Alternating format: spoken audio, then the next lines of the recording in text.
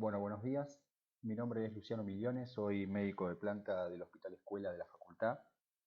Estoy a cargo para dar esta clase de Medicina 5, que dadas las circunstancias actuales la vamos a dar en forma grabada.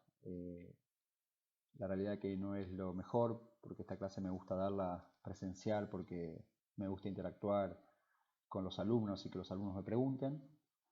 Pero bueno, me parece mejor que enviarles solamente el PowerPoint y que ustedes lo lean eh, solamente para estudiarlo y nada más. Bueno, en esta clase lo que vamos a ver es en una primera etapa, vamos a ver las generalidades muy rápidamente, vamos a hablar un poco de la oncogénesis, de los mutagénicos y demás. Y en la segunda etapa vamos a hablar, que es la parte más importante para mí, que es del manejo inicial del paciente oncológico. Esta parte me gusta mucho darla porque son las herramientas que ustedes van a tener para poder tener un abordaje indicado, ¿sí?, para sus pacientes oncológicos, ¿sí? Tengan en cuenta que ustedes son alumnos de la última etapa de la carrera de veterinaria y que dentro de poco ya estarán atendiendo pacientes, así que me gusta que ustedes tengan estas herramientas básicas para el abordaje de este tipo de pacientes. Bueno, lo primero que vamos a hacer es definir estas tres palabras, estos tres términos. Es importante que ustedes sepan que estas tres definiciones no son sinónimos, ¿sí? Esto parece una obviedad, pero está bueno que ustedes lo sepan y está bueno remarcárselos, porque muchas veces se usan como sinónimos y en realidad no lo son, y es importante conocer esa diferencia para poder hablarle bien a los dueños de sus pacientes con una enfermedad oncológica. La primera que vamos a definir es la palabra tumor. Un tumor es cualquier alteración en los tejidos que produzcan un aumento del volumen, ¿sí? Recordar que es una característica de la inflamación, es decir, que cuando nosotros hablamos de un tumor, no estamos hablando de que sea un tumor maligno o que sea un tumor hiperagresivo, estamos hablando de una deformación en más en los tejidos que tranquilamente puede ser de otro origen, ¿sí?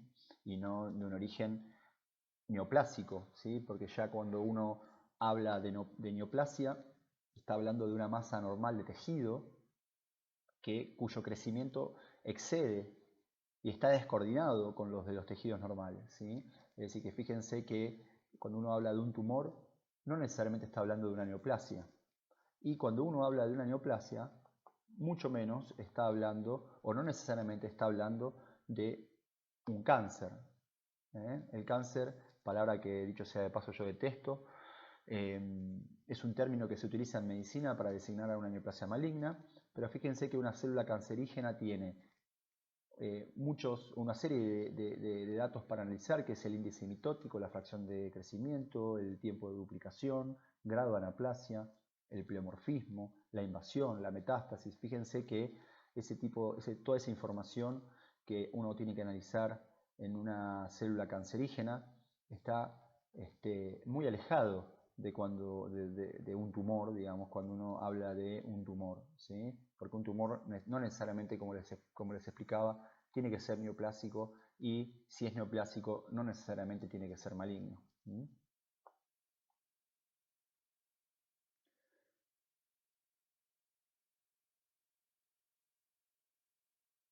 Vamos a hablar un poco de la patogénesis del cáncer. Esta clase, mejor dicho, esta parte la vamos a explicar muy rápidamente. Esto es bien de patología. Si uno está interesado en abordar o en investigar más o en profundizar más lo que es la patogénesis del cáncer, que está muy buena, se los recomiendo si les gusta. Bueno, en cualquier libro de patología está. Acá vamos a hacerlo muy resumidamente para poder entender un poco cómo es el comportamiento de una célula tumoral. ¿Se acuerdan de patología básica? El esquema multiestadio. El esquema multiestadio constaba de tres etapas. Una etapa que se llama iniciación, otra la promoción y otra la progresión, ¿sí? Vamos a graficarla rápidamente. Tenemos una célula que está ahí con su ADN intacto. Cualquier célula somática del cuerpo. ¿Sí? Esa célula es atacada por un iniciador. Los iniciadores, que después vamos a ver algunos, tienen algunas características que tienen que saber.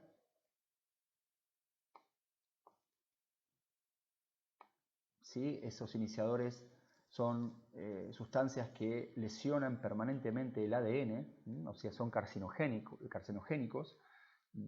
Su acción es rápida, es irreversible y tiene memoria. Es decir, que una célula que es atacada por un iniciador mutagénico produce daño en el genoma de la célula y ese daño es irreversible y es transmitida a su descendencia. Y lo que tiene de importante esto es que la acción es rápida. La acción de un iniciador realmente es muy rápida. Una vez que la célula está iniciada, es atacada por un promotor. Esos promotores, que son sustancias que no son carcinogénicas, es decir, no dañan el ADN, ni siquiera entran en el núcleo de la célula. No tienen nada que ver con el daño del ADN. Lo que produce un promotor con su acción, que es corta, es reversible y lo que genera es proliferación celular. Por eso es importante conocerlos, porque nosotros tenemos en la vida diaria un montón de promotores que después vamos a ver, y que generalmente ataca a las células más susceptibles. ¿Sí? O sea que, en resumen, lo que hace un promotor es hacer que la célula mutada se empiece a multiplicar, y con el riesgo que eso conlleva, de que ese daño generado por el iniciador esté justo en un gen que esté involucrado en los mecanismos de reparación celular o de muerte celular, que después vamos a ver, y que se produzca obviamente una multiplicación de células cada vez más grande, con cada vez más mutaciones. La célula está promovida.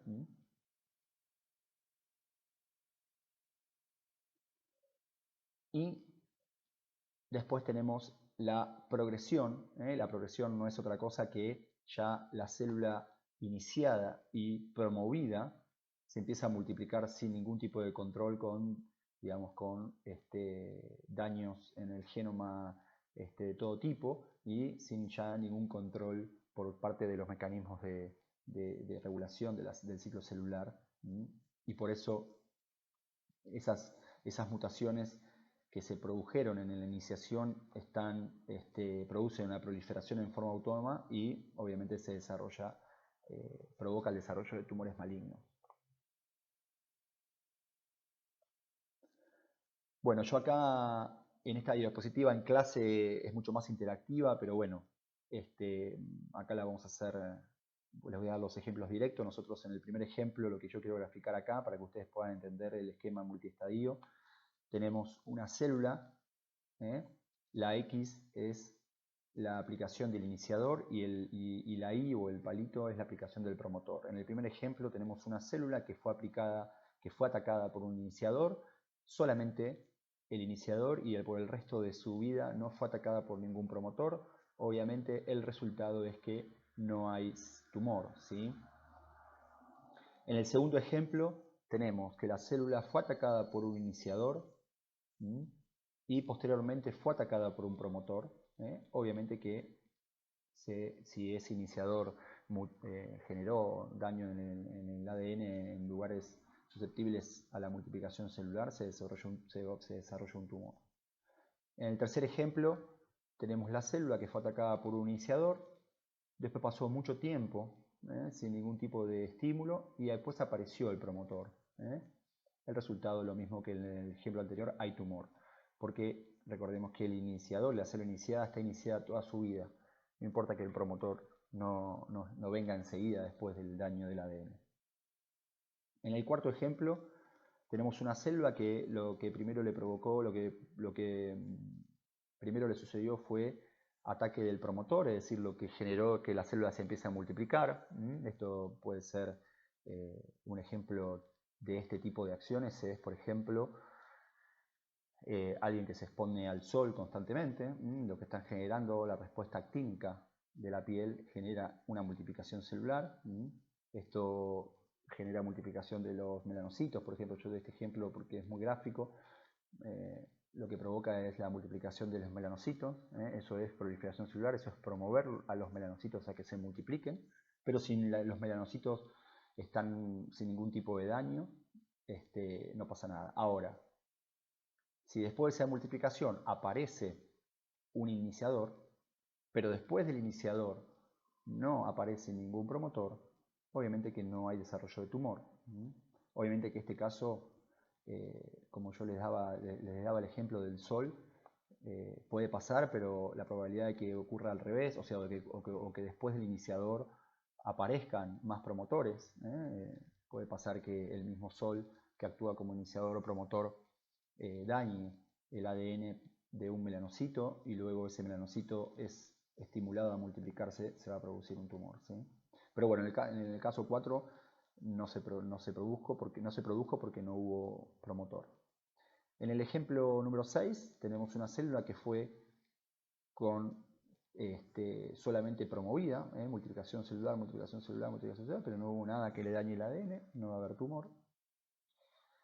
Y el último ejemplo tenemos un iniciador, tenemos una célula que fue atacada por un iniciador, ahora esa célula iniciada fue atacada por un promotor, después de un tiempo volvió a ser atacado por un promotor y así sucesivamente. El resultado es que no necesariamente tiene que haber tumor. ¿Por qué es esto? Porque si esas, como decía el ejemplo de cuando hablábamos del melanoma o de los melanocitos, si nosotros tenemos una célula que está iniciada, ¿sí? Pero el daño del ADN está en un gen que, digamos, no necesariamente está involucrado en la reparación o mejor dicho, sí, en la reparación o en los mecanismos de mitosis y de multiplicación y reparación y apoptosis, la célula puede estar tranquilamente iniciada y por más que tenga acciones de algún promotor esporádico, no necesariamente va a desarrollar un tumor.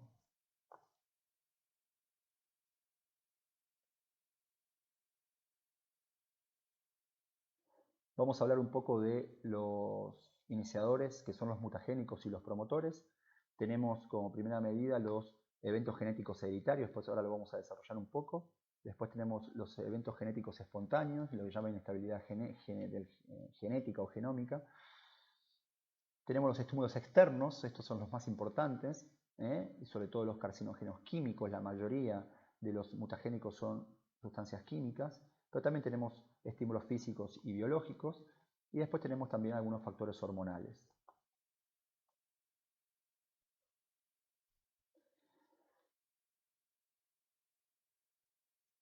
¿Qué son los pronto-oncogenes y los genes supresores del cáncer? Bueno, justamente lo que hablábamos recién cuando la célula es mutada.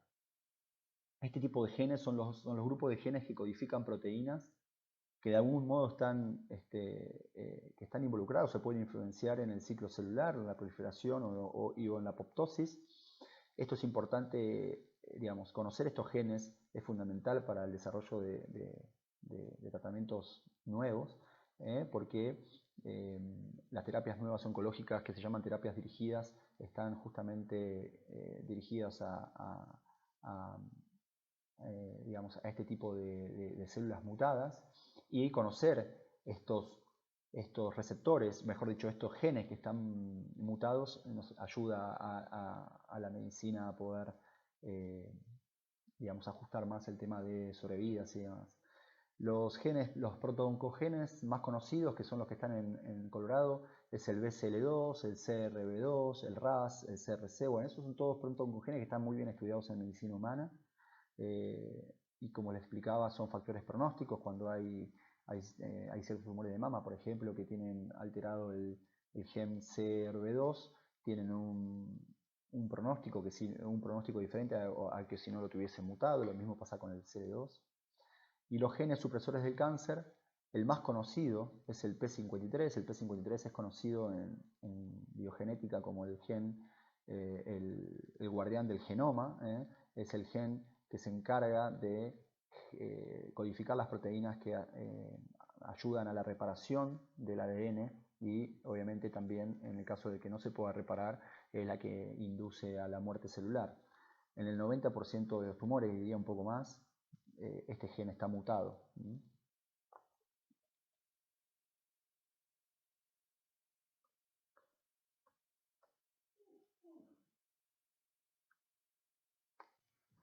Bueno, vamos a hablar rápidamente de los carcinógenos químicos. Están divididos en grupos. Tenemos los contaminantes ambientales, que bueno, los herbicidas y pesticidas e insecticidas, bastante nombrados en estos últimos tiempos con el tema de las fumigaciones y demás. Tenemos los hidrocarburos aromáticos policíclicos, que son los que, digamos, el resultado de la combustión, que es el humo del cigarrillo.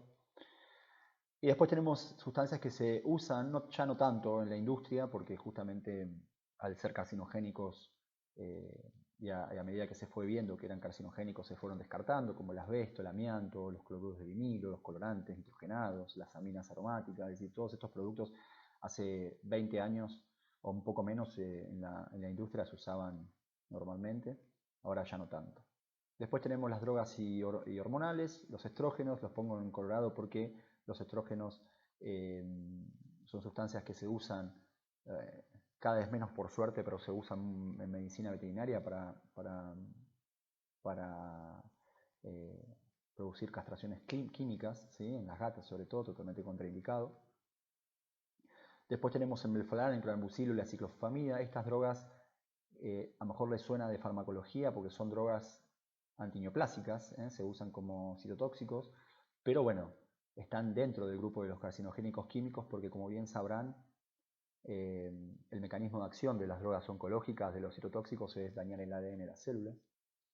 Y después tenemos los nutricionales y naturales, el ciclamato de sodio, el famoso ciclamato de sodio, las aflatoxinas B1, que están generadas por el producto de la contaminación de los cereales con un hongo, y las nitrosaminas.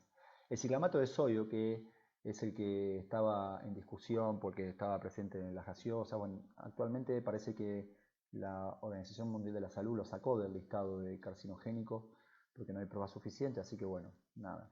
Igual yo lo pongo porque estuvo en discusión, ¿sí?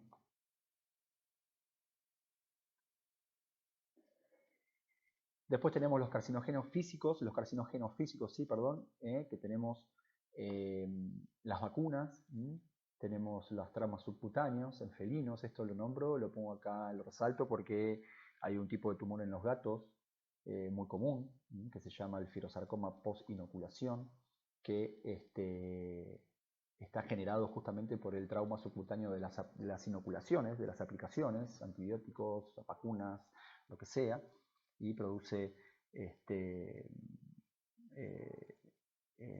daño, digamos, produce daño en las células en los fibroblastos del gato. Y después están los implantes, ¿sí? También lo recalco porque los implantes que en veterinaria se usan, por ejemplo, para reemplazar cadera de perros, estos implantes pueden ser carcinógenos físicos, ¿sí? Y después tenemos las radiaciones ultravioletas y los ionizantes. Las radiaciones ultravioletas son las que provoca el sol, y después tenemos las ionizantes, que son todo lo que son las exposiciones digamos, a energías ionizantes como los desastres nucleares y demás. Y después, por último, pongo con signo de pregunta los campos magnéticos. Los campos magnéticos, que en la vida diaria sería el microondas, en realidad lo pongo con signo de preguntas porque la realidad es que no hay suficiente prueba para decir que los campos magnéticos, eh, o sea, microondas y celulares también, estén dentro de los carcinogénicos. Todavía se está estudiando, hay diferentes líneas de investigación y diferentes conclusiones, pero la realidad es que la Organización Mundial de la Salud todavía lo tiene como en estudio, así que no se puede considerar a los teléfonos celulares y a los microondas como carcinogénicos. Después tenemos los carcinogénicos biológicos, en el caso de los virus, Tenemos el virus del papiloma, muy estudiado en humanos, los retrovirus obviamente, los virus de la hepatitis B y C, todo esto es en humanos claramente. Y después tenemos el Epstein-Barr, el virus del herpes, que también está involucrado en el desarrollo de tumores. Pero esto es bien en humanos, ¿sí? Esto se los nombro para que ustedes lo sepan, pero digamos, como para que tengan noción, pero esto no está aplicado a veterinaria. Sí los retrovirus, ¿sí? En gatos. Después tenemos bacterias. El Helicobacter pylori está bien estudiada. Es una bacteria que está presente en el píloro de las personas y desarrolla cáncer de píloro. Está involucrada en el desarrollo del carcinoma antral, pero en veterinaria obviamente no está tan estudiado. Está presente en el estómago de los perros, pero bueno, la realidad es que el cáncer de estómago no es muy habitual en los perros. Y después están los parásitos. Hay un parásito específico que es el Spirocerca lupi, que es un parásito que está en el esófago de los perros, que puede estar involucrado en el desarrollo del carcinoma esofágico, también hiper raro en perros. Vamos a hablar un poco de las características de una célula neoplásica. Las células neoplásicas, cuando se convierten en tal, tienen cambios morfológicos. Obviamente que cuando uno ve un preparado de células neoplásicas, la morfología es diversa, por eso se dice que hay mucho pleomorfismo. Lo que tiene también es una autosuficiencia proliferativa. La célula se multiplica a diferentes velocidades, mayor velocidad que las células normales que la rodean. Tiene alteraciones en las membranas, obviamente, para poder expresar diferentes tipos de receptores que le permiten crecer y le permiten captar todo lo que tiene que ver con hormonas de crecimiento y todos factores de crecimiento de alrededor. Tiene una insensibilidad a los estímulos inhibitorios, claramente, no responden a ningún tipo de estímulos inhibitorios, tanto propios como del sistema inmune. Alteraciones de adhesividad, motilidad y deposición de matriz. Esto es importante porque es lo que le permite a una célula tumoral viajar a otro órgano. Y tiene claramente una evasión de la apoptosis que hace que la célula no tenga, se multiplique indefinidamente y sin morir. Bueno, ahora vamos a pasar a la segunda etapa de la clase, la segunda parte de la clase, que es hablar un poco del manejo inicial del paciente oncológico. Como les decía, esta parte es la que más me interesa que ustedes aprendan. Es una pena que no la podamos hacer presencial porque se hace más interactiva y vuelta, pero bueno, vamos a tratar de hacerla lo mejor posible, ¿sí?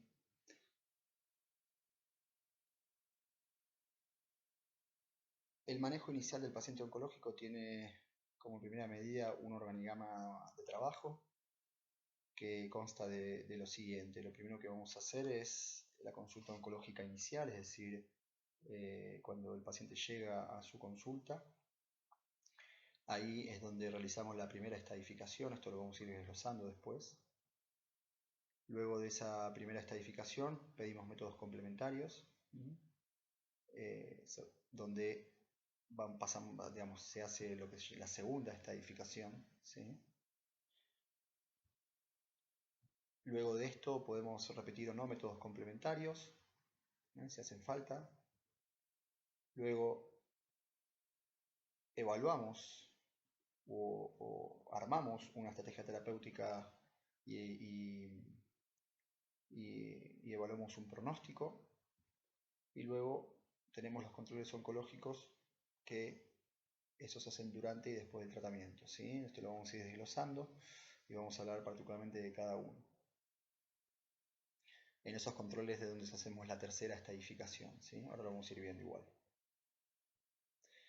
Todo esto que yo les presenté recién, lo que tiene como finalidad es la búsqueda de rastros de la enfermedad, es decir, buscar cualquier rastro que nos dé la enfermedad, que a veces son muy claros, notorios y a veces no tanto.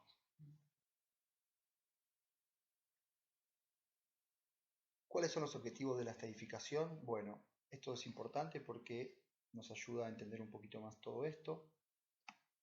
Los objetivos, el primer objetivo es establecer una medida objetiva al momento del diagnóstico. Esto significa que, eh, digamos, a través de este mecanismo de estadificación nosotros llegamos a la conclusión de dónde estamos parados y cuál es la situación médica del paciente con una enfermedad oncológica. Eh, Esto obviamente que nos sirve para tener un adecuado manejo clínico, ¿sí? Es decir, al tener una medida objetiva al momento del diagnóstico y saber y conocer el estado del paciente nos permite un adecuado manejo clínico. Obviamente que nos permite elaborar una estrategia terapéutica adecuada a ese paciente, de acuerdo a su estadificación, de acuerdo al estadio en que está en la enfermedad.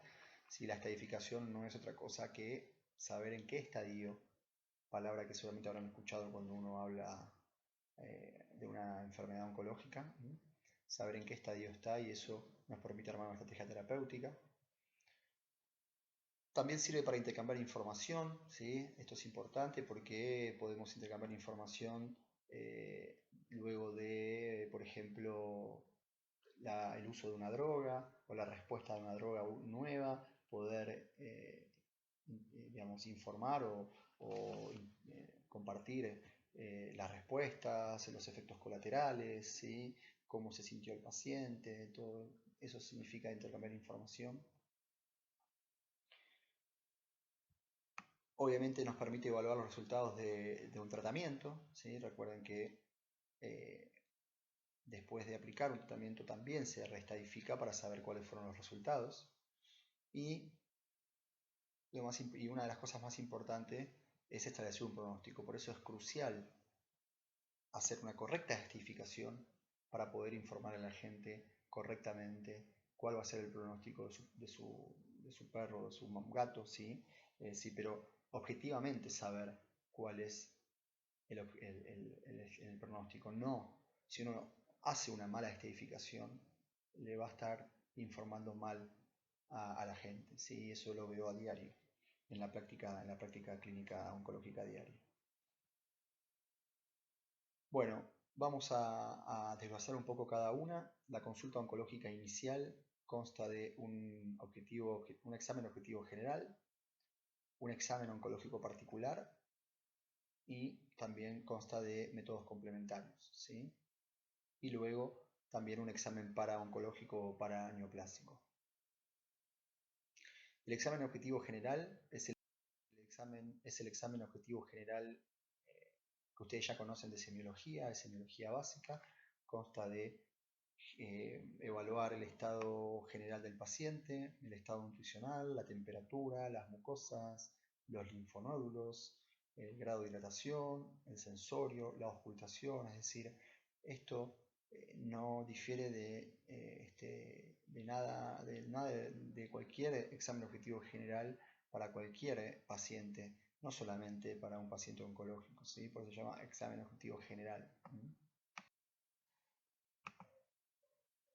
Luego pasamos al examen oncológico particular y ahí es donde tenemos con un poquito más de atención, porque es el ABC de la clínica, de la oncología clínica, ¿sí? Que es el famoso TNM. Esto, si recuerdan, lo vieron en patología. El TNM, que no es otra cosa que la estadificación clínica del paciente oncológico en particular, es la herramienta que tiene el oncólogo para poder cumplir todos los objetivos que nombramos anteriormente, ¿sí? Vamos primero al T. El T obviamente habla del tumor primario, esto ya lo saben. ¿Sí? ¿Qué estudiamos del tumor primario? Bien, hacemos una reseña y una anamnesis. Esto es importante porque nos puede dar, nos da información sensible acerca de cuánto hace que tiene el tumor, si ese tumor que ustedes están viendo en ese momento en la primera consulta ya había sido operado en otra ocasión y le volvió a salir, si no fue operado y si fue operado cuántas veces. No se sorprendan si ustedes reciben un paciente con un tumor de mamas que la gente le cuenta que de ese tumor o de ese tumor ya lo habían extirpado 3 veces, ¿sí? Esos son datos importantes que ayudan a la estadificación del tumor. Obviamente tenemos una inspección, la palpación y la presión. Yo siempre hago acá una salvedad cuando ustedes tienen que palpar o tienen que presionar un tumor, lo tienen que hacer con suavidad porque los tumores duelen, ¿sí? Así que siempre con delicadeza. Otro, digamos, estudios complementarios que pedimos son radiografías, ecografías, por ejemplo, una radiografía, para que esto si estuviésemos en clase se lo estaría preguntando, pero bueno, una radiografía, por ejemplo, es para estadificar un tumor en cavidad torácica, por ejemplo, un pulmón. Una ecografía, ¿sí? La ecografía nos sirve para también estadificar tumores OT arriba, adentro del abdomen, por ejemplo. Endoscopías, tumores en cavidades, en aparatos como el sistema digestivo, ¿sí? O la vejiga. Después tenemos estudios un poco más complejos que son los tridimensionales, que es la tomografía computada y la resonancia magnética. Estos estudios quedan solamente indicados para tumores en general de sistema nervioso central o periférico.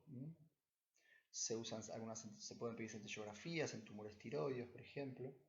El PET, que es una tomografía a positrones, es un estudio que se usa en humanos. Yo lo pongo acá como modo informativo, que es un barrido completo de todos los tejidos del cuerpo y que ayuda a la detección de cualquier indicio de un T en cualquier parte del cuerpo, obviamente no disponible por ahora en veterinaria. Y la citología y la histopatología, fundamental para la estadificación del T, ¿sí? Esto es la base de la oncología clínica, ¿sí? Sobre todo en el T, después vamos a ver que también está en el N y en el M, pero en el T es donde más relevancia cobra la citología y la histopatología porque nos da la información de qué tipo de tumor es y nos permite ponerle nombre y apellido al tumor primario, que es lo que genera, digamos, que es el inicio de la enfermedad oncológica, ¿sí? ¿Qué parámetros observamos? Bueno, obviamente la localización, ahora lo vamos a ir viendo en algunas fotos. El tamaño, la infiltración subyacente, la ulceración, ¿sí? La ruptura de cápsula, la inflamación peritumoral, tipo y grado histológico, número de tumores primarios, toda esta información también, si estuviésemos en clase le estaría preguntando, pero ¿por qué es tan importante? Y porque toda esta información que ustedes van a recabar estudiando el T, ¿sí? El tumor primario, nos va a permitir, recuerden los objetivos, tomar decisiones correctas con respecto a las posibilidades terapéuticas, ¿sí? Localización, por ejemplo, si es quirúrgico o no, el tamaño también, si es quirúrgico o no, si hay que hacerlo en un tiempo quirúrgico en 2, lo mismo para la infiltración, lo mismo para la ruptura de cápsula y la inflamación peritumoral, si hay que sacar la inflamación primero para después operar, etcétera, etcétera, ¿sí? El tipo y grado histológico también es importante, es información que nos va a dar el patólogo, ahora después lo vamos a ver, y obviamente el número de tumores primarios, ¿sí? Ahora lo vamos a ver en algunos ejemplos.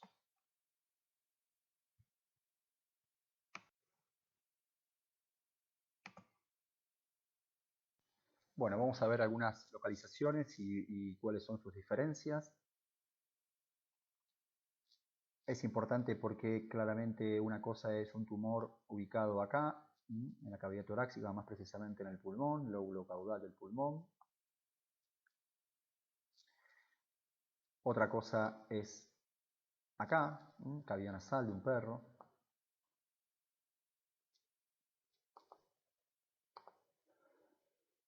Otra es acá, en el dedo.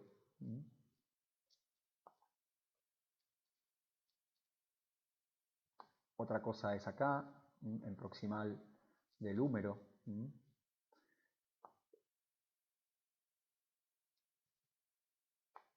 Otra cosa es acá, en el glande de un perro.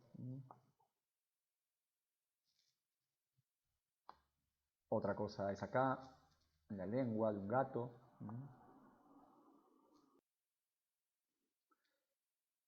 Es importante porque todas esas diferencias de localizaciones nos permiten, digamos, conocer la localización, nos permite tomar decisiones desde el punto de vista terapéutico, si son quirúrgicos, si no, si son médicos, si no.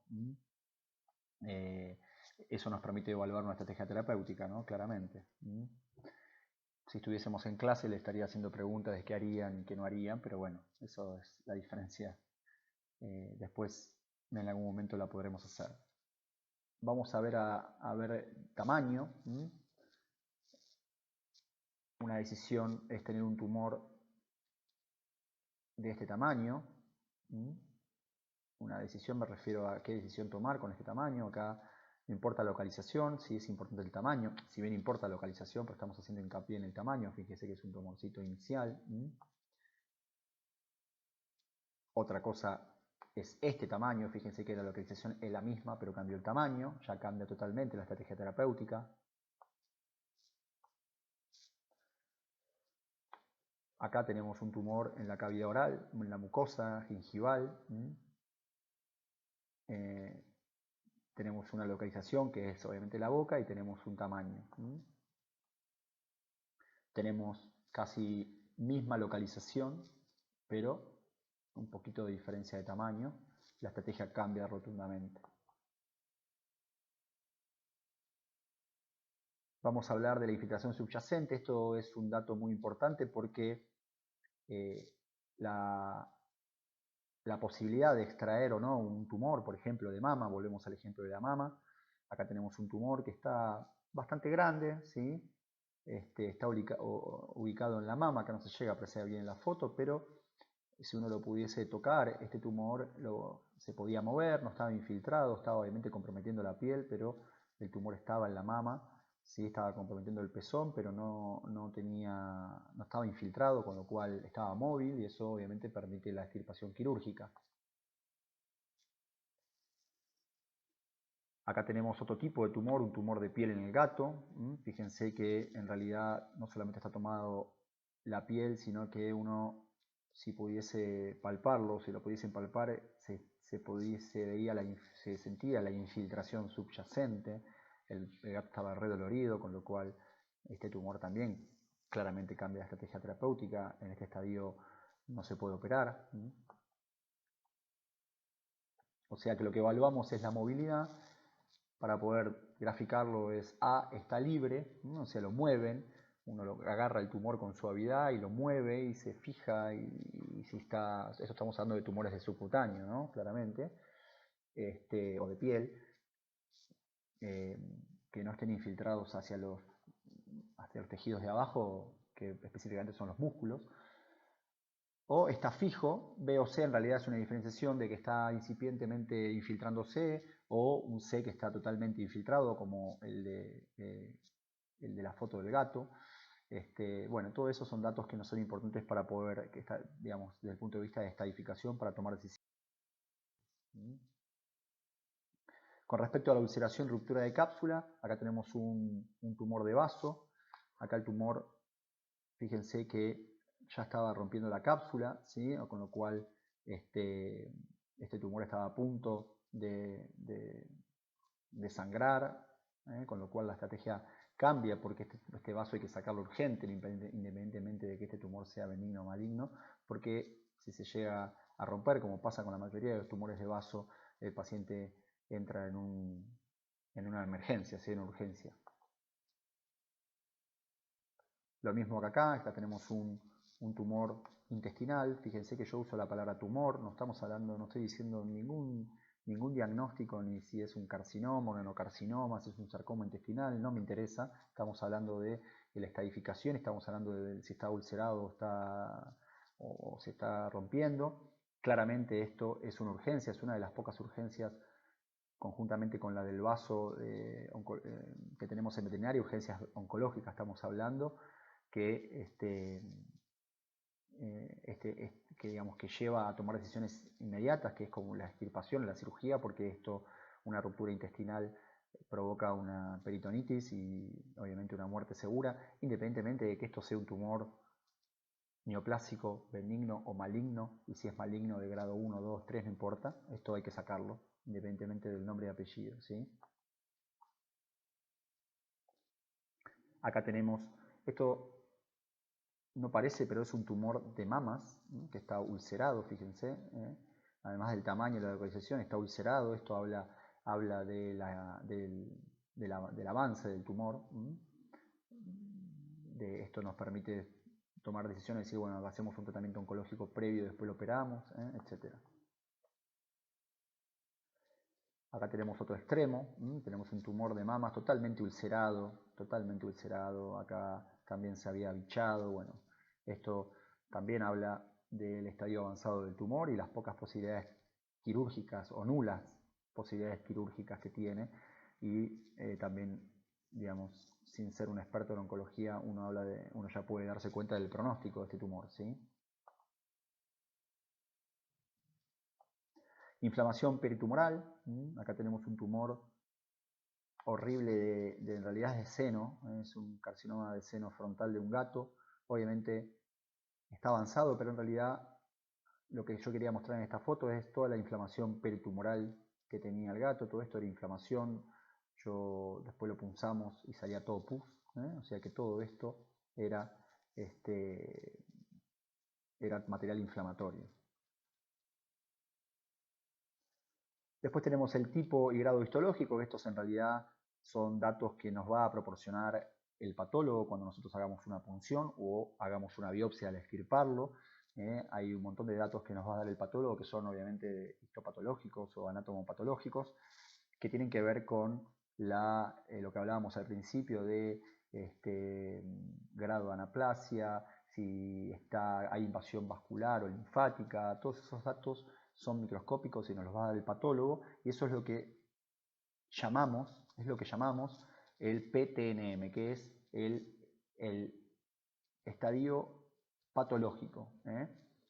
¿Sí? O sea, el estadio patológico obviamente da el factor pronóstico histopatológico, que no es otra cosa que es parte de la estadificación del tumor T, estamos hablando del T ahora, y que la única manera de poder conocerlo es si ese tumor se manda a analizar. Por eso es tan importante en oncología sacar el tumor y mandarlo a analizar, porque si no hay una parte de la estadificación del T que no la podemos hacer y que puede ser un factor pronóstico importante. Después tenemos el número de tumores primarios. Acá tenemos un paciente con múltiples tumores de piel. Eran mastocitomas estos. Claramente, si este perro tuviese este mismo tumor, por ejemplo, agarramos en esta localización, con ruptura de cápsula, ulcerado, tamaño considerable, pero fuese el único, se podría operar tranquilamente. En cambio, tiene muchos así, con lo cual ya la posibilidad quirúrgica queda descartada. ¿A qué conclusión llegamos luego de estudiar el T primario? Bueno, llegamos a el T y un subíndice que depende de qué tumor estamos hablando, ¿sí? Lo que sería un T1, T2, T3, T4. Yo acá lo pongo genérico T subíndice X. El X es reemplazado por un número, T1, T2, T3, depende de, digamos, como les decía, depende de qué tumor estamos hablando, porque cambia. Un T1 de un tumor mama a lo mejor es diferente para un T1 de un tumor de vaso. Entonces, para que ustedes en realidad no se hagan lío, acá la conclusión que llegamos es que dependiendo del tamaño que tenga y todo lo que vimos, lo calificamos en un T1, que sería un estadio bajo, y hasta llegar a un T4, por ejemplo, que sería un estadio mucho más avanzado y ya con pocas posibilidades terapéuticas, ¿sí? Pero bueno, esto en realidad es un poco más complejo, por eso para que ustedes lo que tienen que saber es que ST se clasifica de acuerdo a el tamaño, la localización, la infiltración, todo lo que acabamos de ver. A medida que eso es cada vez mayor, el índice es mayor, ¿sí?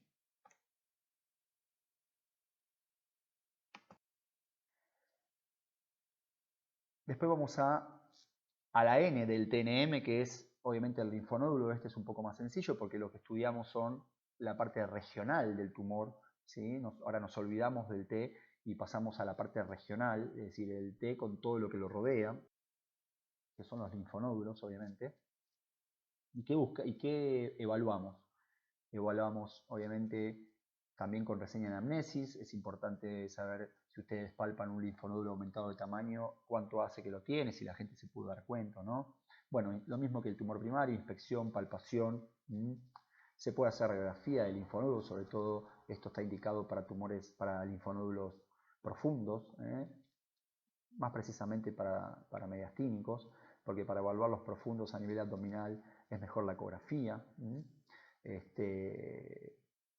Se puede hacer biopsia ecoguiada. Esto es importante que ustedes lo sepan porque en realidad cuando uno tiene, por ejemplo, tienen un tumor de mamas y tienen un linfonódulo regional aumentado de tamaño, por ejemplo el axilar, que no hace falta hacer ni radiografía ni ecografía, solamente con la palpación ya se dan cuenta, uno puede hacer una punción de ese linfonódulo para saber si ese linfonódulo está aumentado de tamaño por culpa del tumor, es decir, porque hay células tumorales o porque está reaccionando a la inflamación peritumoral.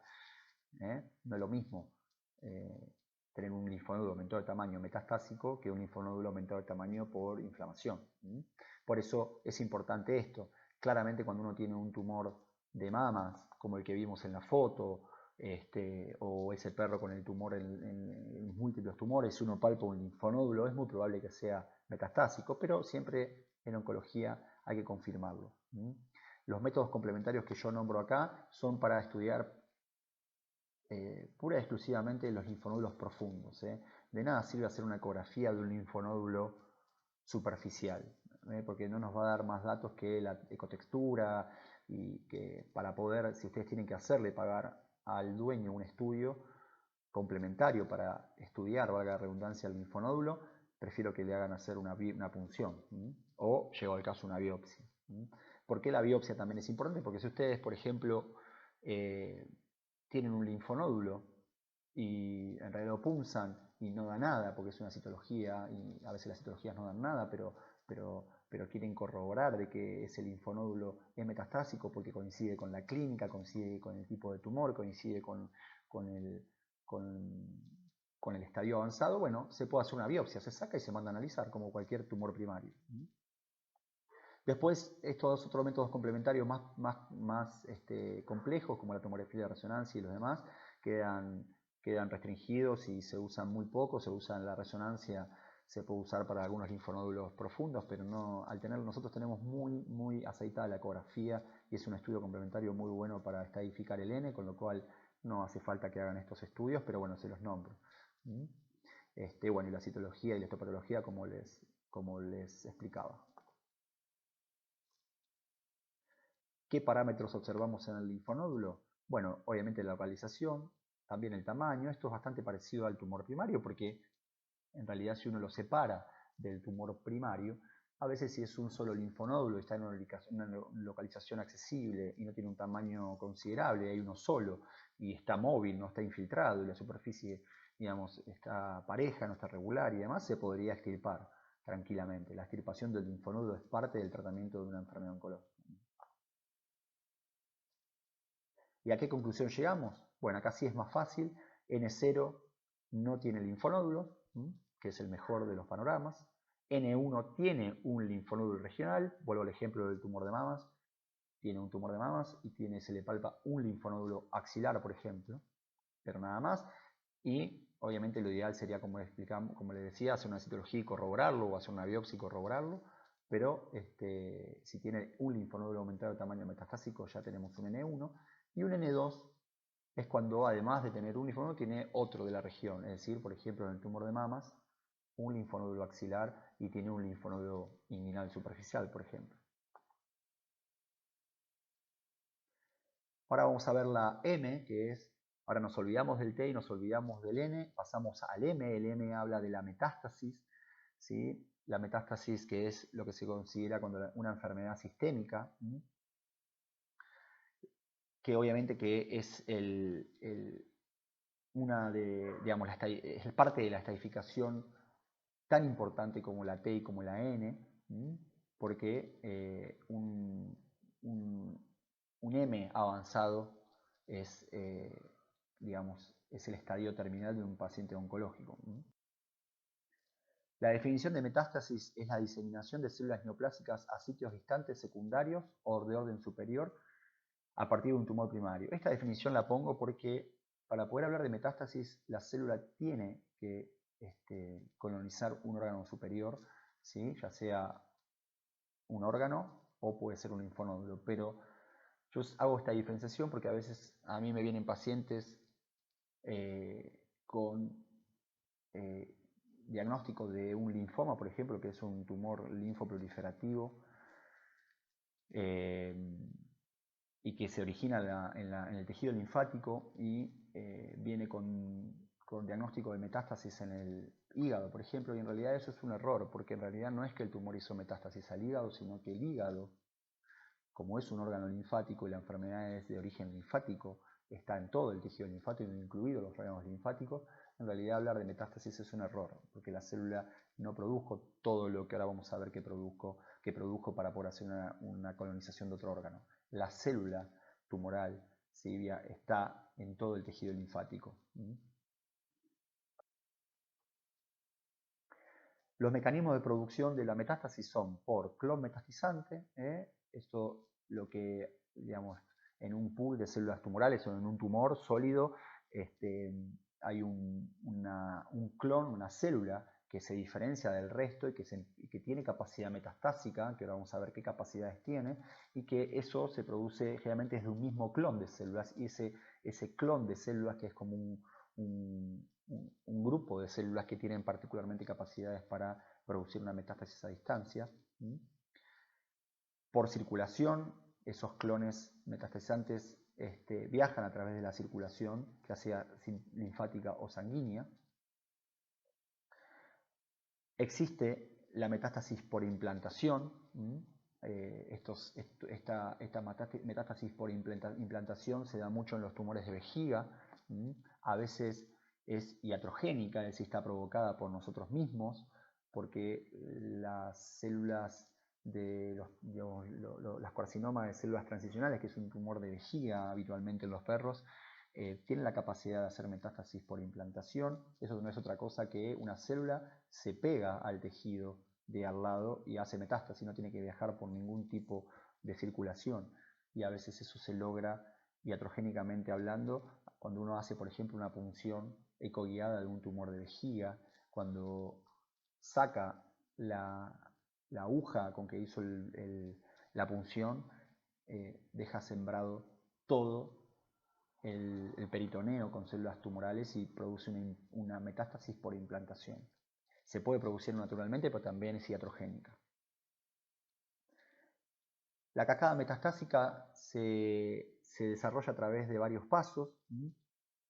Tenemos lo que es el crecimiento de la célula tumoral y del clon metatizante.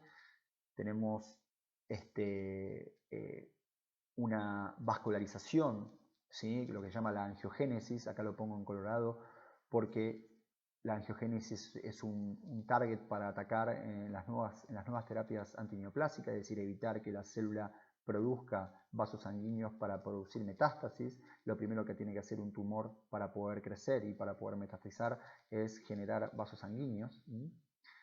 Luego, esa célula adquiere la capacidad de invasión, es decir, adhesión, degradación y locomoción, es decir, invasión de lo que son los vasos sanguíneos y linfáticos, produce la adhesión en la pared. ¿Se acuerdan esto? Bueno, esto se ve más en la patología, pero detalladamente es muy interesante, pero acá lo nombramos. Después hay una degradación de esa matriz de la pared para poder penetrar y hay una locomoción para viajar. Luego, eso produce la intravasación, el transporte, la adhesión de vuelta en el lugar donde hay donde el tejido que quiere llegar, produce la extravasación, el crecimiento en el lugar donde viajó, la vascularización nueva, es decir, una nueva producción de vasos sanguíneos en el órgano blanco y repetición del ciclo en el mismo órgano que es la metástasis de la metástasis. ¿Sí? Esas células siguen multiplicándose y siguen generando vasos sanguíneos y siguen generando metástasis de la metástasis. ¿Qué métodos complementarios usamos para estudiar la metástasis? Bueno, ecografía y radiografía son los principales en veterinaria, los que tenemos más a mano. Si nosotros tenemos, por ejemplo, un tumor muy común en los perros, que es por ejemplo el carcinoma de sacos anales, donde lo primero que coloniza son los órganos abdominales, ganglios primero y después se puede ir al hígado vaso, con una ecografía se ve tranquilamente, no hace falta hacer ningún otro estudio complementario más complejo, lo mismo que la radiología. Los tumores, la mayoría de los tumores primarios más comunes en perros y gatos, la metástasis la hacen en los pulmones, tumores de mamas, tumores de huesos, osteosarcomas, melanomas, diferentes tumores que vemos muy habitualmente en la clínica, hacen metástasis a los pulmones, el adenocarcinoma de sacos anales, con lo cual con una radiografía simple se puede ver y se puede diagnosticar la AM. Obviamente que si nosotros tenemos una duda y tenemos en la radiología no nos permite ver claramente una metástasis, porque hay metástasis muy chiquitas que no llegan a verse en las placas, aunque ahora tenemos radiología digital que tiene mucha definición y demás, se pueden ver, pero bueno, uno puede optar por una tomografía. Para poder evaluar metástasis pulmonar hay que hacer una tomografía de pulmón, una resonancia. La resonancia es más para hablar de tejidos más, digamos, para ver metástasis a nivel abdominal, pero ya les digo, con una ecografía alcanza. Después se pueden hacer centellografías, sobre todo para tumores cuando uno tiene tumores, se usa mucho en los tumores tiroides, pero también se pueden usar para tumores óseos y demás. Y después, como les había nombrado, el PET, que eso es más informativo porque en veterinaria no se usa. Otros métodos complementarios tenemos, obviamente, la citología y la histopatología. Esto, como yo les nombraba al principio, es la base de la oncología, tanto para el T, tanto como para el N y tanto como para la M. ¿Sí? Si uno quiere estudiar el T, el N y el M, siempre tiene que hacer citologías e histopatologías. Lo que pasa es que, obviamente que si nosotros sospechamos de una metástasis pulmonar, ahora vamos a ver, la realidad es que ya con la radiografía nos alcanza para poder confirmar esa metástasis, porque son bastante claras las imágenes, ¿sí? Son bastante patognomónicas. Pero si no está claro y si tenemos una sospecha de que hay una metástasis, pero en realidad no lo tenemos que confirmar, siempre está bueno hacer una citología y una histopatología, no está de más. Donde más se hace obviamente es en el tumor primario, porque es la base, pero se puede hacer también en el linfonódulo y se puede hacer para confirmar una metástasis sistémica. Bueno, ¿y a qué conclusión llegamos? Tenemos M negativo, es decir, no hay rastros de metástasis a distancia. El ejemplo típico es esta placa, una placa limpia. Les muestro la placa porque, como les decía, el pulmón es el órgano blanco de la mayoría de los tumores en los perros y en los gatos. Por eso es bastante fácil de ver. Acá, como ven, el parénquima pulmonar está todo limpio de masas, nódulos, inclusive el mediastino está sin ningún tipo de imagen radiopaca. Esto es un pulmón denominado limpio, sin signo de metástasis. M positivo, la presencia de metástasis a distancia. Fíjense la diferencia de la placa, ¿sí?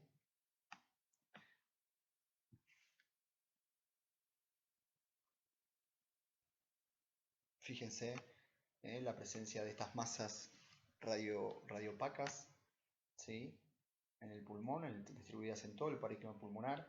Como les decía anteriormente, acá esta imagen radiológica de estas masas radiopacas ya son indicadoras de metástasis pulmonar. No se justifica entrar a este tórax y hacer una biopsia de alguna de estas masas o una citología. La realidad es que con esta imagen es la típica imagen denominada suelta de globos, ¿sí? Que ya es indicador de metástasis pulmonar. Si en cambio, en vez de tener todas estas masas, tuviésemos una sola, bueno, se podría operar, sacar y se manda a analizar y confirmar el diagnóstico. Pero no son los casos más habituales. Pero lo que quiero mostrarle acá es justamente que ya con esta imagen nos alcanza para decir que el paciente está con metástasis a distancia. Otra placa donde muestra lo mismo, ¿sí? Todas esas masas radiopacas. Acá tenemos una foto de una metástasis ósea, rara la verdad, yo no, en tantos años que hago oncología solamente vi dos. Esta es una metástasis de un tumor de mamas en un setter. Por suerte son raras las metástasis óseas. Digo por suerte porque la metástasis ósea es una metástasis muy dolorosa. La calidad de vida del paciente con metástasis óseas es malísima. Esto se ve mucho en humanos, con lo cual nosotros tenemos una ventaja, una gran ventaja, que los tumores no se vayan a los huesos habitualmente, ¿sí? Lo que nos permite nos permite instaurar un tratamiento y poder intentar atacar esa enfermedad mientras el paciente no pierda calidad de vida. Una metástasis ósea ya va acompañado de pérdida de calidad de vida y con lo cual el pronóstico es malo. Otro ejemplo de metástasis, acá tenemos una metástasis en realidad en un órgano que es la piel. Acá no hay metástasis en un órgano superior y demás, sino que es la piel. Pero bueno, en términos oncológicos es lo mismo. Acá tenemos un estadio avanzado de lo que es un tumor. Fíjense que era un tumor de mamas. En realidad el tumor de mamas, si ustedes lo llegan a apreciar acá en la foto, no está tan grande. El T no es muy grande, no es un número, un T subíndice muy alto, lo mismo que el N, no había ganglios, pero sí tiene metástasis en la piel. Sí, esto ya es un estadio avanzado de la enfermedad.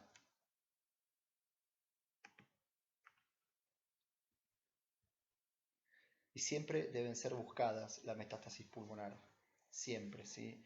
Por más que uno tenga un T inicial, no tenga N, siempre hay que hacer estudios para buscar.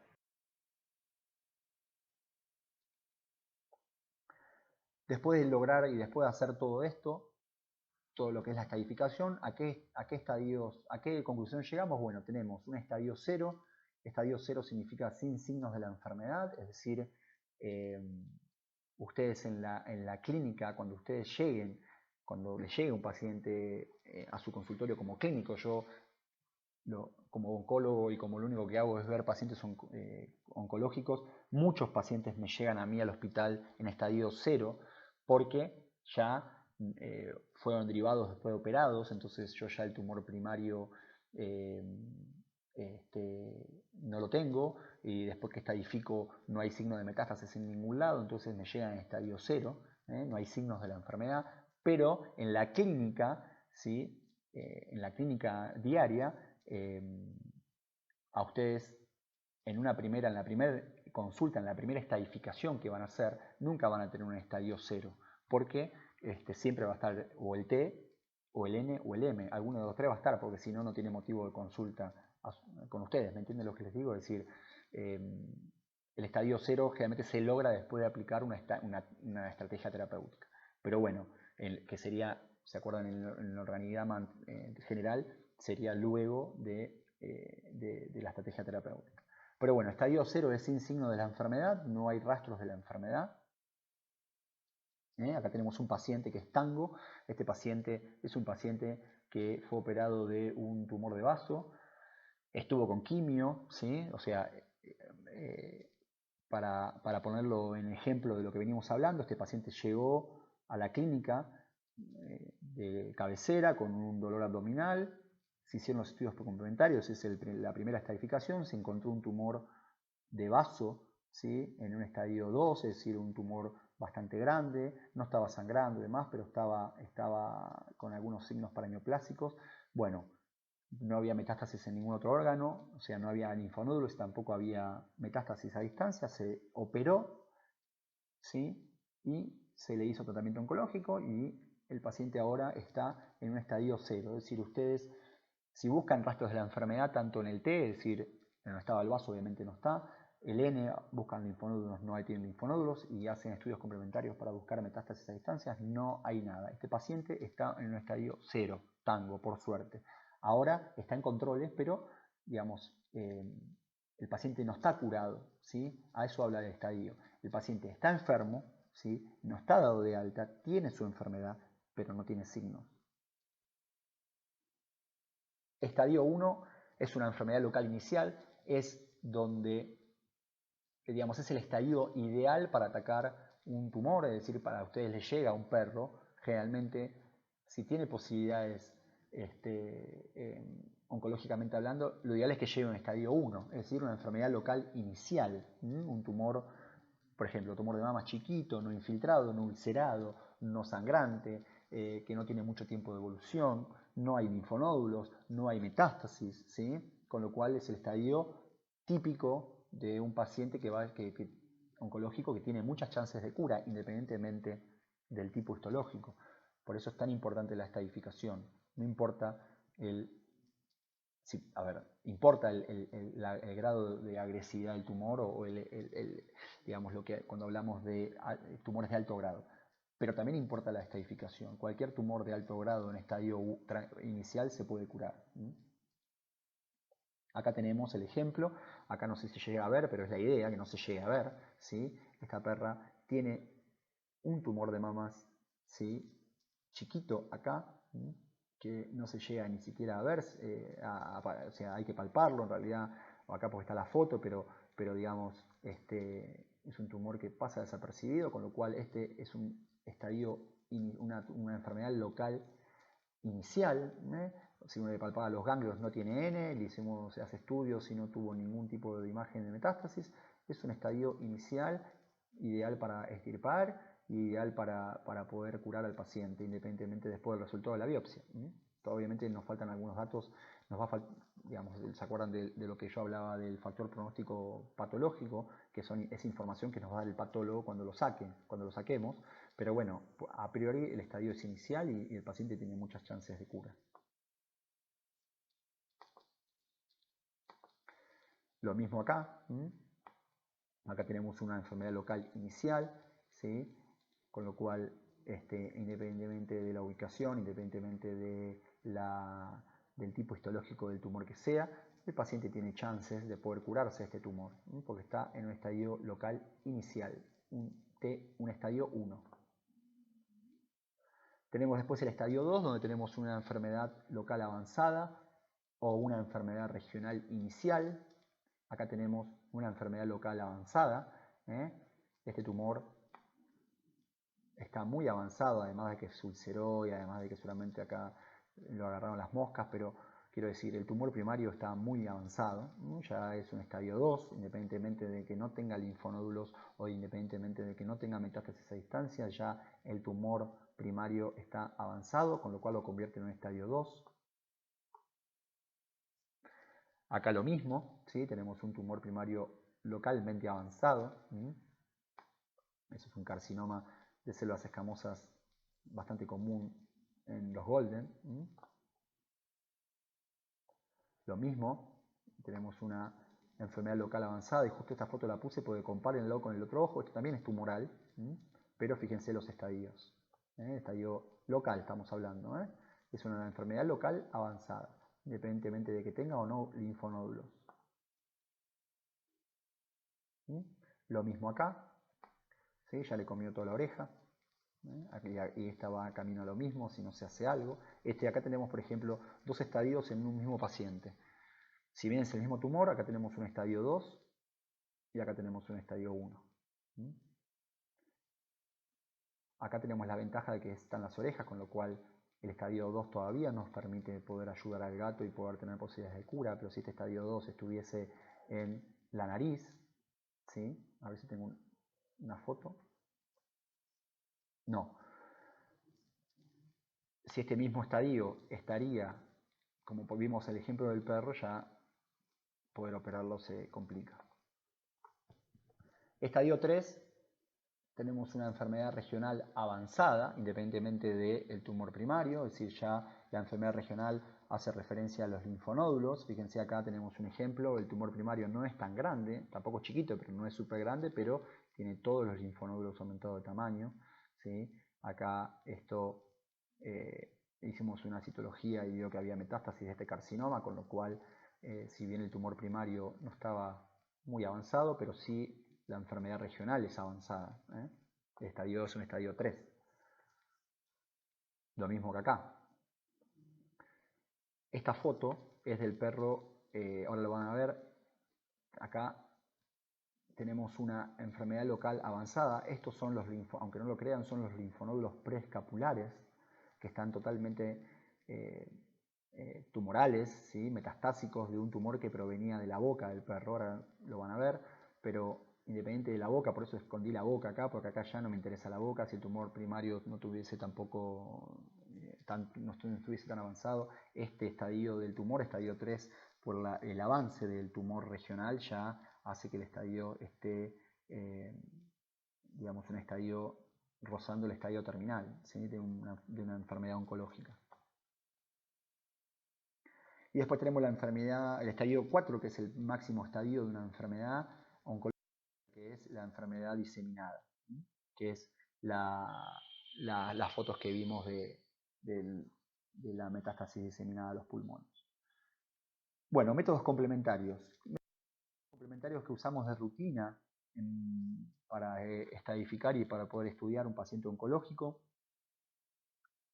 Tenemos, bueno, hemograma completo, siempre con fórmula leucocitaria, esto es fundamental. Tenemos la bioquímica completa, urianálisis, muy importante en los tumores de vejiga y riñones, radiografías, como habíamos hablado, pueden ser simples o contrastadas, ecografías, endoscopías, bueno, los estudios tridimensionales que nombramos, la centellografía y la laparotomía exploratoria, ¿sí? La laparotomía exploratoria es un método complementario más, es importante porque hay muchos estudios que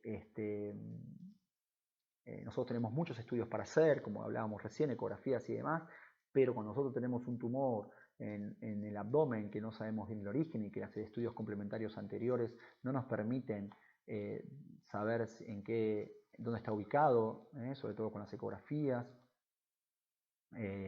o mismo con las endoscopías. Hacer una laparotomía exploratoria es un método complementario muy útil para poder estadificar un tumor, ¿sí? De hecho, como sugerencia mía, ustedes antes, si tienen un tumor en un abdomen de un perro o de un gato y la ecografía no les es claro, digamos, no se puede saber con una ecografía dónde está ubicado o el alcance de la enfermedad, no tiene sentido someter al perro al gato o al perro a una resonancia, por ejemplo, donde también al perro hay que dormirlo, donde el costo es caro. Directamente es hacer una laparotomía exploratoria que nos va a ayudar no solamente a estadificar, sino que también nos va a dar,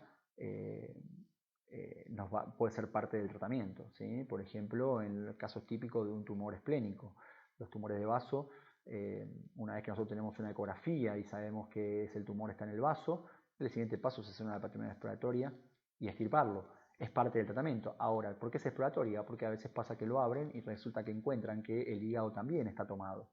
Y ahí ya tenemos un estadio más de la enfermedad y encima lo podemos confirmar porque tenemos la posibilidad de hacer una biopsia del hígado.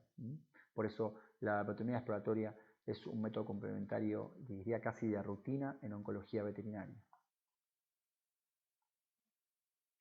Y después tenemos el estudio paraoncológico, que lo que hace es estudiar los síndromes paraneoplásicos. Los síndromes paraneoplásicos es un conjunto de signos y síntomas que presenta un paciente con un tumor y que está producido por hormonas o sustancias similares a estas y que producen profundas alteraciones metabólicas y sistémicas, ¿sí? Los síndromes paraneoplásicos están presentes en algunos tumores, ahora vamos a ver algunos, y que son importantes estudiarlos porque traen muchas alteraciones en el paciente y por ende le saca calidad de vida.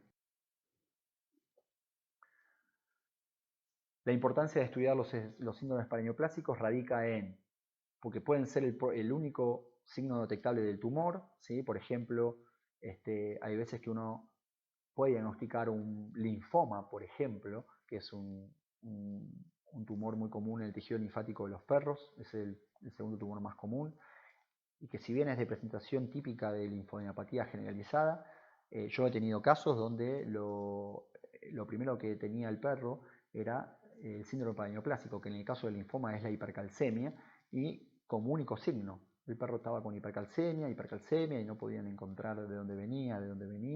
Entonces se me ocurrió hacer una biopsia de un linfonodo que estaba apenas aumentado de tamaño y resulta que dio linfoma, con lo cual es importante tenerlo en cuenta para que ustedes sepan que puede ser el único signo detectable. No es lo más común, pero hay que tenerlo en cuenta. Puede ser utilizado como marcador tumoral, obviamente que esto viene de la mano de lo anterior. Impacta negativamente sobre el paciente, como les explicaba, los síndromes paraneoplásicos al traer a alteraciones metabólicas en el paciente, generalmente está acompañado de pérdida de calidad de vida. La hipercalcemia, por ejemplo, además de dar polidipsia, empieza a afectar la función renal y eso con todo lo que eso trae aparejado. Ahora lo vamos a ver algunos. Y en general están asociados a pronósticos desfavorables, pero sobre todo porque la calidad de vida del paciente es mala. Entonces el pronóstico de un paciente oncológico va de la mano de su calidad de vida. Tenemos algunas manifestaciones endócrinas, la hipercalcemia como nombrábamos. Los tumores más comunes que provocan hipercalcemia de la clínica diaria son los linfomas, los adenocarcinomas de sacos anales y algunos neomamarios. Pero lo más común que ustedes van a ver y que se ve, si se ven, es la hipercalcemia en linfomas y en adenocarcinoma de sacos anales. En ambos casos, cuando los tumores remiten, si hay remisión de los tumores, la hipercalcemia desaparece y se corrige. Después está la hipoglucemia. La hipoglucemia es un síndrome paraneoplásico presente en los insulinomas. Los insulinomas son tumores de los islotes de Langerhans del páncreas que producen obviamente aumento en la liberación de insulina y esto obviamente trae aparejado de hipoglucemia. El hiperestrogenismo, también después lo van a ver cuando reciban la clase, cuando vean la clase de testículo y próstata. El hiperestrogenismo es un síndrome paraneoplásico bastante habitual en los tumores testiculares y en algunos ováricos. Después lo van a ver ahí. Vemos algunos ejemplos de manifestaciones endócrinas. Acá tenemos un síndrome estrogénico, un hiperestrogenismo, mejor dicho. Tenemos, fíjense, aumento del tamaño de la vulva. Aparte de la hiperkeratosis en la piel. Otro síndrome de hiperestrogenismo. Fíjense, esto lo van a ver bien después cuando vean la clase de testículo, de tumores testiculares. Prepucio péndulo, ginecomaxia, es decir, aumento del tamaño de la glándula mamaria, alopecias, ¿sí? Alopecias acá, ¿sí? En la cara interna de los muslos. Después tenemos algunos signos paraneoplásicos gastrointestinales, que es la caquexia, obviamente, esto se da mucho en los tumores intestinales,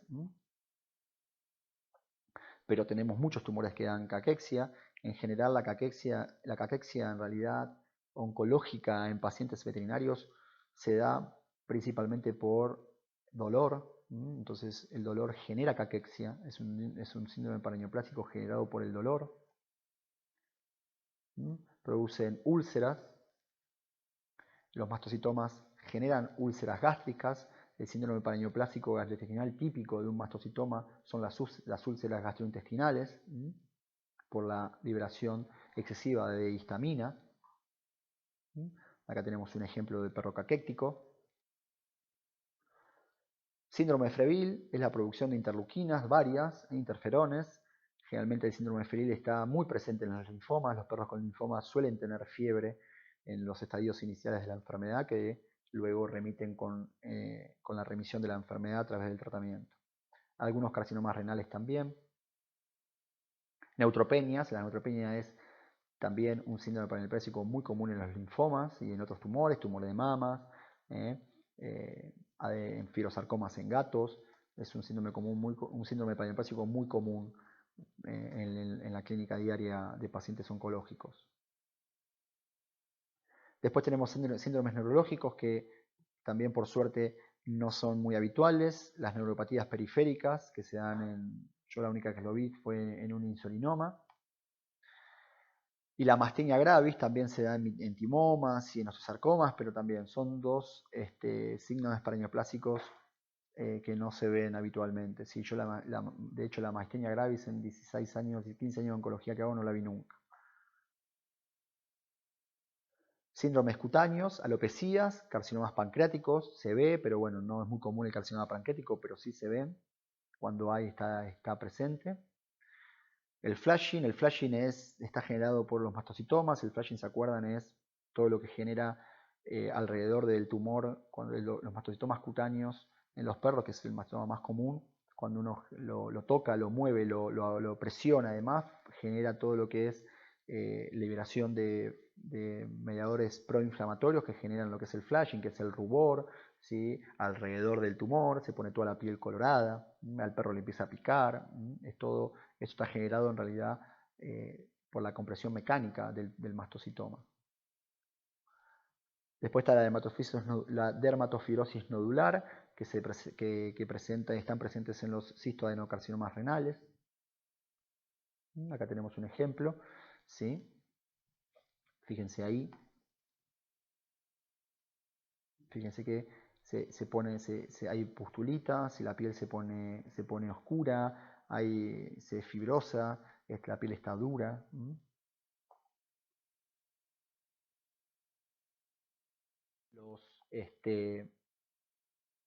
Perdón, las masas intratorácicas, ¿sí? Habitualmente son los tumores pulmonares, pero en realidad cualquier masa intratorácica puede producir una osteopatía hipertrófica, y la única manera de que ese cuadro se revierta o pueda volver a la normalidad es extirpando esa masa intratorácica, con lo cual, como ustedes sabrán y se darán cuenta, muchas veces eso es imposible, entonces el paciente termina en eutanasia. La posibilidad de extraer esa masa de pulmón depende justamente de la estadificación, de qué tamaño tenga, la ubicación, ¿sí? Etcétera, con lo cual, como se darán cuenta, es un cuadro muy complejo.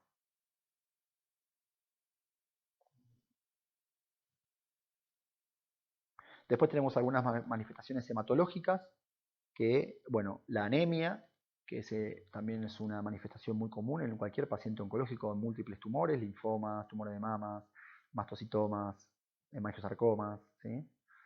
Policitemias y trombocitopenia. La trombocitopenia, la anemia y la trombocitopenia son, y las alteraciones en los factores de coagulación son tres síndromes paraneoplásicos muy presentes en los hemangiosarcomas de vaso. La anemia, repito, la trombocitopenia y las alteraciones en los factores de coagulación. Después tenemos síndrome de hiperviscosidad, leucopenias y leucocitosis. Esto se da mucho en linfomas y también se da a veces en tumores de mama. Y la coagulación intravascular diseminada, que esto ya es un desenlace en realidad de generalmente las manifestaciones hematológicas anteriormente nombradas, como las alteraciones en factores de coagulación y la trombocitopenia. Por ende, la coagulación intravascular diseminada es lo que se produce en el desenlace de un perro, por ejemplo, con hemangiosarcoma avanzado, ¿sí? Acá tenemos algunas fotos, problemas de coagulación, petequias.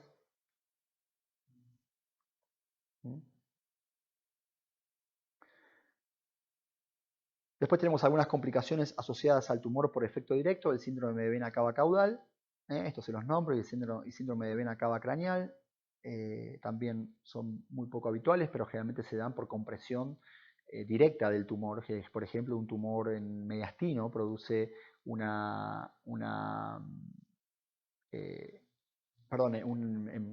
masa en abdomen, puede producir una compresión de la vena cava, y dependiendo de la ubicación de esa compresión puede producir el síndrome de vena cava craneal, que es que, digamos, cuando comprime la vena a esa altura, todo lo que en craneal, todo lo que genera, ¿sí?, es un aumento de la presión de ahí para adelante, y el síndrome de vena cava craneal produce un aumento de las presiones de la compresión para atrás.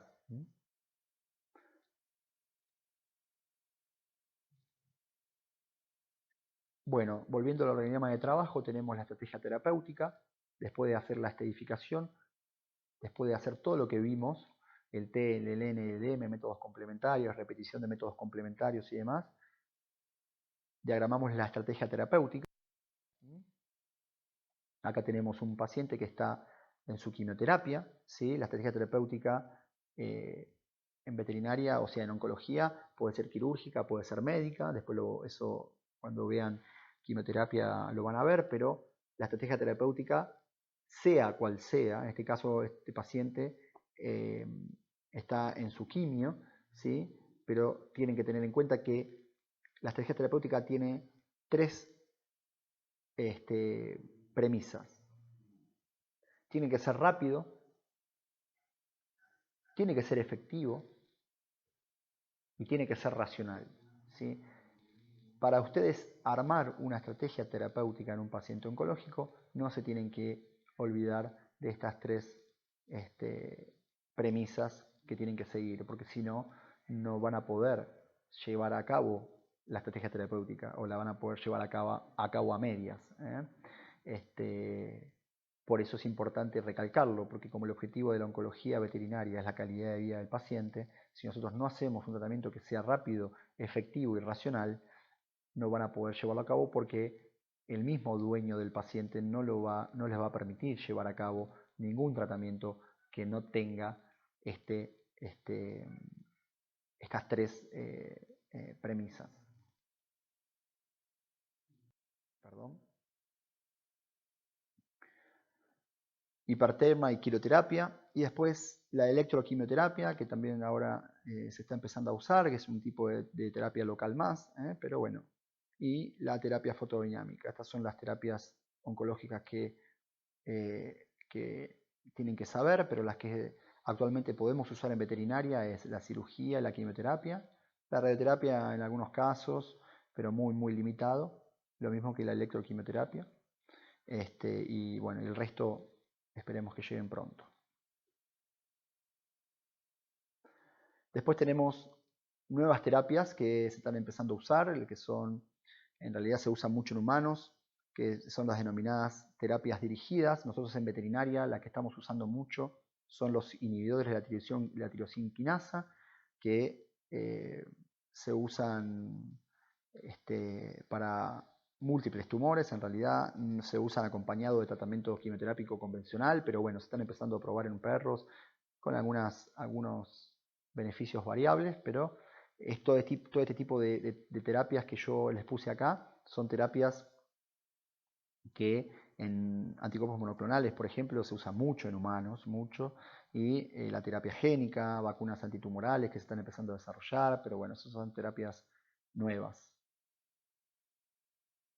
Y recuerden, ustedes como clínico, si ustedes les llega un perro a su consulta como clínicos y el perro tiene un tumor en esta ubicación o en cualquier ubicación, pero en este ejemplo, ustedes como clínicos no pueden decir esta frase, ¿sí? Vamos a esperar que crezca. Eso los va, si ustedes quieren poder llevar a cabo todo lo que acabamos de ver y poder hacer que su paciente oncológico se cure, no pueden decir esto, ¿sí? Yo cada vez que me derivan a un paciente y la gente me cuenta que el veterinario le dijo que vamos a esperar que crezca porque si no crecía no pasaba nada, la realidad es que ya no sé qué cara poner. Por eso cuando doy esta clase a los futuros clínicos veterinarios, es importante que salgan de la facultad sabiendo que esto no lo pueden decir. ¿Por qué? Porque va a pasar esto. Lo tengo comprobado empíricamente. Y luego van a decir, uy, ¿qué pasó? Y ya no van a poder hacer nada. Y ustedes como clínicos van a quedar como malos clínicos porque la realidad es hacer mal las cosas. Generalmente a mí me llegan tumores así y yo como oncólogo ya esto no tengo manera de ayudarlo. El paso para ayudarlo está en el clínico, que es justamente no. Y como les repetí siempre, el objetivo de nuestra profesión y sobre todo de la oncología es la calidad de vida del paciente, ¿sí? Bueno, acá termina la clase. Espero que, obviamente no es lo ideal, Espero que les haya servido. En la primera diapositiva está mi mail. Si ustedes me quieren mandar un mail, me quieren preguntar algo, estoy a disposición sin ningún problema. Los voy a ver en la cursada si va todo bien cuando pasen por el hospital, por la práctica. Y bueno, nada, cualquier duda me mandan un mail. Muchas gracias.